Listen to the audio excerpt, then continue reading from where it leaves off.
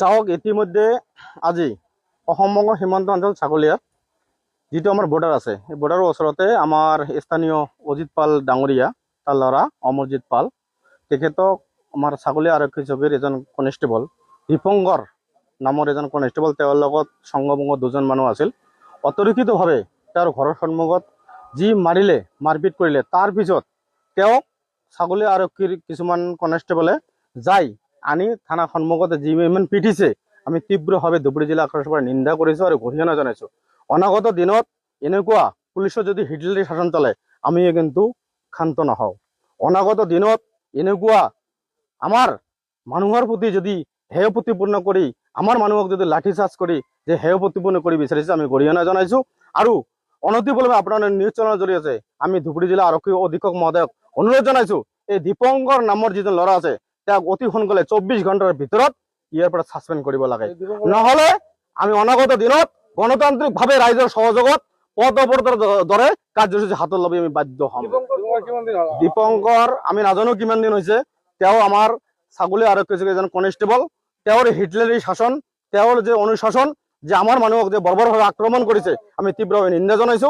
যদি অনাগত দিনত এই 24 ঘণ্টাৰ ভিতৰত দীপংকৰ নামৰ কনিষ্টেবলজনক যদি স্থানান্তৰিত নকৰে তেনেহলে আমি অনাগত দিন হাত চাপি বহি নাথাকো, গণতান্ত্ৰিকভাৱে তীব্ৰভাৱে আমি পথ অৱৰোধৰ দৰে কাৰ্যসূচী আমি হাতত ল'বলৈ বাধ্য হ'ম। অসমৰ মুখ্যমন্ত্ৰীয়ে কৈছে এতিয়া ৰাইজক থানাত আহিলে ভাল ব্যৱহাৰ কৰিব লাগে, দেখা গৈছে ল'ৰাজনক আনি থানাত পিটিছে, এই বিষয়ে কি কয়? এইটো আমি নিন্দা জনাইছো যে হিমন্ত বিশ্ব শৰ্মাৰ যে আমাৰ মাননীয় মুখ্যমন্ত্ৰী হিমন্ত বিশ্ব শৰ্মাৰ যে নিৰ্দেশনাক যে আৰক্ষী বিষয়ে যে মনা নাই তাৰ কাৰণে আমি ধিক্কাৰ জনাইছো। গতিকে ধুবুৰী জিলা আৰক্ষী অধীক্ষক মহোদয়ক অনুৰোধ জনাইছো আপোনালোকে এনেকুৱা কনিষ্টেবল যে আমাৰ দীপংকৰ নিচিনা কনিষ্টেবল যাতে আমাৰ ছাগলীত নাথাকে আৰু আমাৰ ছাগলীত যিমানবিলাক কনিষ্টেবল আছে যদি আমাৰ জাতীয় সত্তাৰ ওপৰত যদি ভিত্তি কৰি যে আমাৰ অনুশাসনমূলকভাৱে হিটলাৰী শাসন চলায় তেনে আমি ক্ষান্ত হৈ বহি নাথাকো। ধুবুৰী জিলা আক্ৰাসুৱে নিজাববীয়াকৈ কাৰ্যপন্থী হাতত ল'বলৈ আমি বাধ্য হ'ম।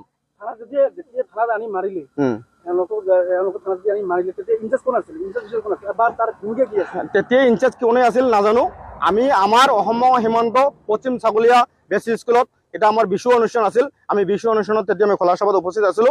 তেতিয়া আমাক ফোন যোগে কোনোবাই ব্যক্তিয়ে আমাক জনাইছিল যে এনেকুৱা এজন ব্যক্তি যে আমাৰ অজিত পাল আৰু তাৰ অমৰজ্যোতি পাল ডাঙৰীয়া দেৱক যে কিছুমান কনিষ্টেবলে আনি থানা সন্মুখত যে আমি লাঠিৰে চাৰ্জ কৰি যে কোবাই যে আহত কৰিছে, এই ঘটনা শুনাৰ লগে লগে আমি আৰক্ষী চকীত উপস্থিত হৈছো।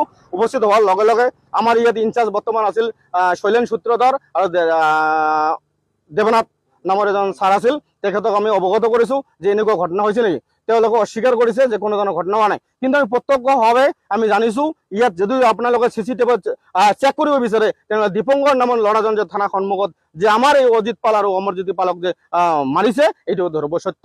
গতিকে আমি CCTVৰ জৰিয়তে লাগিলে ফুটেজ আপোনালোকে চেক কৰক। গতিকে অনাগত দিনত এনেকুৱা যদি আমাৰ পৰিস্থিতিৰ সন্মুখীন হয় তেনেহ'লে আমি ধুবুৰী জিলা আক্ৰান্ত ক্ষান্ত নাথাকো। অনাগত দিনত ৰাইজৰ সহযোগত আমি তীব্ৰভাৱে গণতান্ত্ৰিকভাৱে পথ অৱৰোধৰ দৰে কাৰ্যসূচী আমি হাতত ল'বলৈ বাধ্য হ'ম।